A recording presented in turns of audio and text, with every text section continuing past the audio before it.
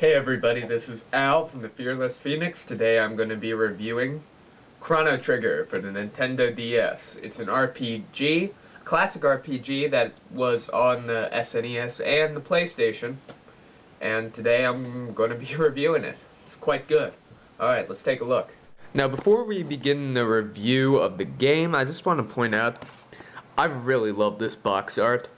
I mean, it looks exactly like the old SNES cover, with Chrono, Marley, and Glenn the Frog fighting. I forget what that is.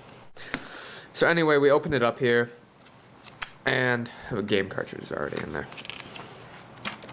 I have to say, I really love this manual. It's not like other manuals that are only like, you know, a few pages thick and half of it's in like Spanish or French.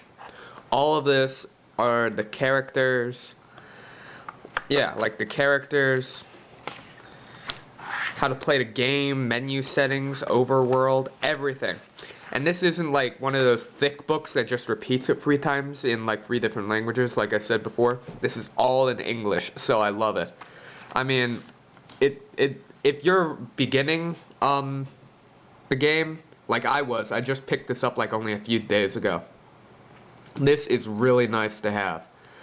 So, yeah, if you really want to learn how to play the game, it's better than just a stupid tutorial. You can actually crack this book open and learn a few things. Alright, now to the gameplay. Chrono Trigger actually starts off with, well, of course, the company name. But it starts off with a little cartoon that was in the original PlayStation. Not the original It was in the PlayStation version. And, unless you played the PlayStation version, you wouldn't have seen this intro, because the only 2 consoles it was on was the SNES, which couldn't perform, you know, full motion video, and the PlayStation. And I'd like to make a comment, even though the animation scenes are kind of cool, it's a little distracting having PlayStation graphics on the DS, since it's a Nintendo console and you expect it to have SNES graphics, which are, you know, also a Nintendo console. So, I don't know, that's just a little nitpick. It's still the same game, but, I don't know, it's a little weird.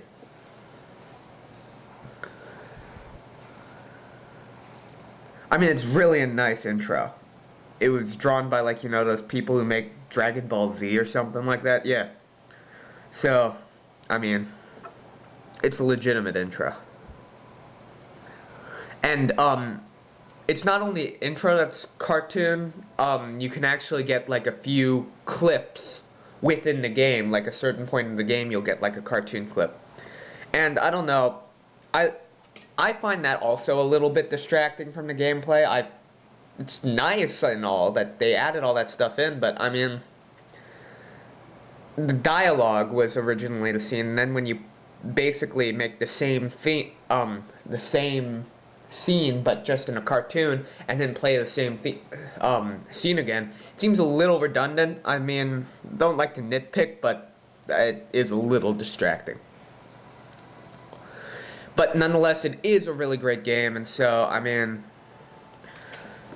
I'm just gonna skip the intro right here, and I'm gonna show you guys. Yeah, now this right here, if you can see it, the pendulum, that was in the original SNES version. So, I mean, yeah. Chrono Trigger.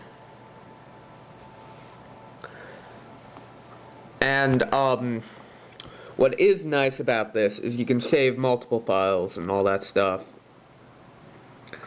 I mean, I'm kind of far ahead. I'm already in, but I'll show you.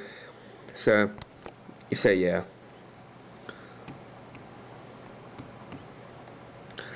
And it loads really fast. Another thing that I kind of really like about it. So basically, this is the gameplay. I mean, I don't know if you can see it that well. Let me try to get it. Alright, so yeah, you can see the sprites. They're really nice. But like I said before, these are the 32-bit sprites, not the 16, which is a little weird how it was on a Nintendo console of 16, then you put the PlayStation version on the DS. I don't know. seems a little distracting. But like in every other RPG, you can equip weapons and you fight people and gain experience. So it's the basic setup. I mean, it is a classic game after all. If only I could find someone to battle. I think I cleared this area. I don't really remember.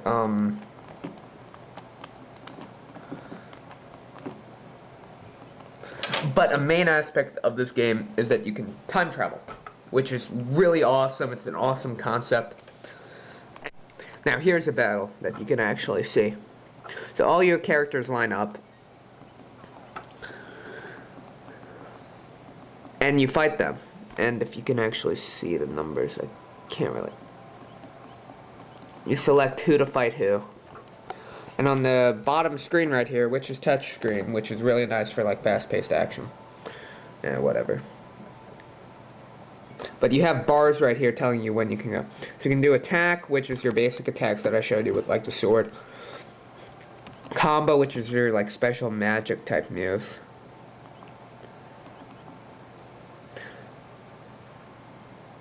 Or you can use like items.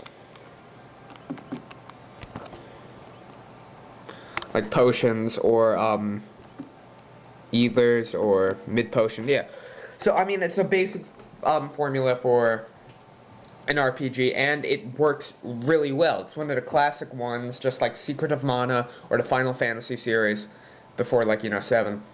But I mean, yeah, it's a great game and I'd recommend it to anyone. I would give it 9.5 out of 10.